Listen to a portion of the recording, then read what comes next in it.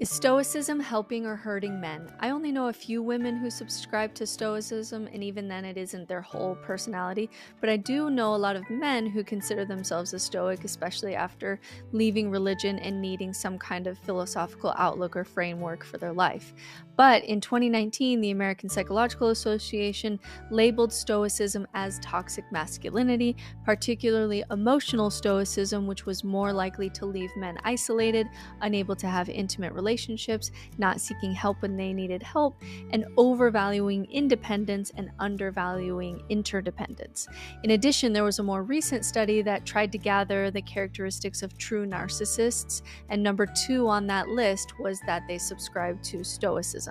Now, sometimes I hear Ryan Holiday talking like a Christian apologist, saying, Stoicism is about emotional regulation, not suppression.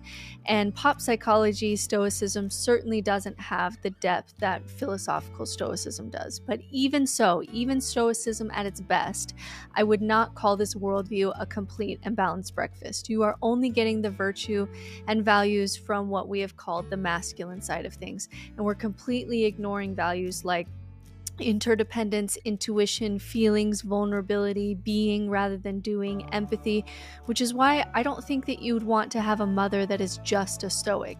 Like if your mom wakes up and doesn't adjust to the needs and feelings of people around her because she's focused on her self-mastery and she's in her ice bath at 5 a.m. instead of holding the sick child, I don't think that's a good thing for anyone.